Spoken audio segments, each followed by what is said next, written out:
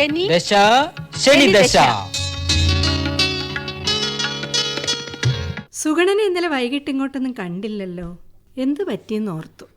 ഒന്നും പറയണ്ട ചേച്ചി, നമ്മുടെ ആ തെക്കേടത്തെ ചന്ദ്രന്റെ മോനെ ഡെങ്കിപ്പനി കാണാൻ പോകുമ്പോ ഇത്തിരി ഫ്രൂട്ട്സ് കൂടി വാങ്ങിക്കൊണ്ട് പോകാന്ന് കരുതി 2-3 കടയിൽ കയറി. 2-3 അല്ല, ഈ പഞ്ചായത്തിലെ മൊത്തം ഫ്രൂട്ട്സ് കടയിലും കയറി. എന്നിട്ട് കിട്ടിയില്ലേ? കിട്ടിയില്ലെന്ന് മാത്രമല്ല, വണ്ടിയിൽ പെട്രോൾ തീർന്നത് ബാക്കി. അതെന്താണ് സുഗുണം സാറേ, ഇത്ര പെട്ടെന്ന് ഈ നാട്ടിലെ ഫ്രൂട്ട്സ് ഒക്കെ തീർന്നു പോയാ? അല്ലെങ്കിൽ ഇതെല്ലാം കയറ്റി അയച്ചാ? അത് കൊള്ളാല്ല.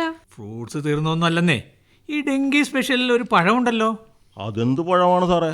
ആ ഉണ്ട്, ഇത് എൻ്റെ നാവിൻ്റെ തുമ്പത്തിരിക്കുന്നു. ഗവി. ആ അജി, നീ ഇവിടെ ഉണ്ടായിരുന്ന? ഗവിയല്ല, കവി. പോടാ. കിവി. ഈ കിവി എന്ന് പറയണത് ഒരു പക്ഷിയല്ലേ? പക്ഷിയാണ്, പഴവുമാണ്. ഓ, സാർ ഇതൊക്കെ കേൾക്കുന്നുണ്ടല്ലേ? അല്ലപ്പാ, ഈ ഗവി അല്ല കിവി തന്നെ വേണമെന്ന് എന്താണ് ഇത്ര വലിയ വാശി?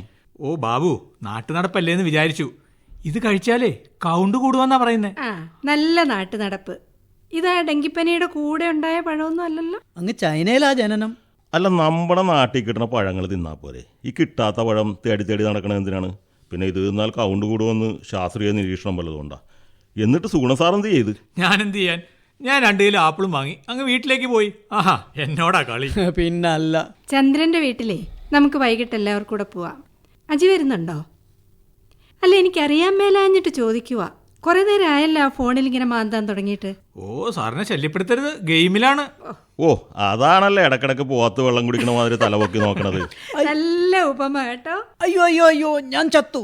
ഓ, ചത്തത് ഏതായാലും നന്നായി. ഇനിയെങ്കിലും തല ഒന്ന് പൊക്കി നോക്കുമല്ല. എടാ അജി, നിനക്കെത്ര വയസ്സായി? കളിക്കുന്നതിനാണോ? ദാ അപ്പുറത്തെ 80 വയസ്സായ അപ്പാപ്പൻ കളിക്കുന്നു, പിന്നാണോ ഞാൻ? എടാ, അപ്പാപ്പൻ ജീവിത സായാഹ്നത്തിലെത്തി നിൽക്കുന്ന ആളാണ്, നീ അങ്ങനെയാണാ? എൻ്റെ ബാബുവേട്ടാ, ഇക്കാലത്ത് ആരാ സായാഹ്നത്തിലെന്നും ആരാ മധ്യാഹ്നത്തിലെന്നും ഒന്നും പറയാൻ നിവൃത്തിയില്ലെന്നേ. വിധി വന്ന് വിളിക്കുമ്പോൾ എല്ലാവരും ഒരുപോലെ. ഫിലോസഫി അടിക്കാൻ തുടങ്ങിയോ? അജിക്ക് വിവരം വെച്ചു കേട്ടോ. പിന്നെന്താ വിചാരിച്ചത്? ഞാനിപ്പോഴേ രാമായണം വായിക്കാനും തുടങ്ങി. അത് നല്ലതാ കേട്ടോ, ഭാഷാജ്ഞാനം ഉണ്ടാവും. രാമായണമോ? അജിയോ?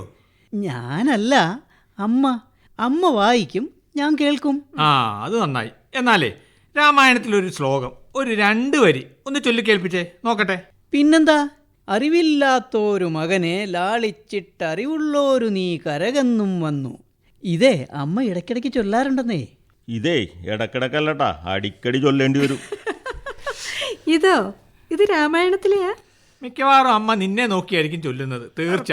എടാ പൊട്ടാ അജി, ഇത് രാമായണത്തിലല്ലട്ടാ, മഹാഭാരതത്തിലാണ്. അതിപ്പോ എവിടുത്തെ ആയാലെന്ത്? എന്നാൽ എൻ്റെ അജി, നിന്നെ ഞാൻ സമ്മതിച്ചു തന്നിരിക്കുന്നു. 2 വരി കവിത എന്തായാലും ചൊല്ലിയില്ലേ, അതും മഹാഭാരതം. മിടുക്കൻ. സുഗുണ സാറേ, ഞാനും സമ്മതിച്ചിരിക്കണ്. ഇവനെ അല്ലട്ടാ, ഇവന്റെ അമ്മയെ. സമ്മതിക്കണം. ദശ ശനി ദശ. ശബ്ദം നൽകിയവർ മാർട്ടിൻ കുമ്പളങ്ങി, വിനോദ് കുര്യാപ്പള്ളി, പ്രീതി, GS പിള്ള. രചന പ്രീതി ജോസഫ്.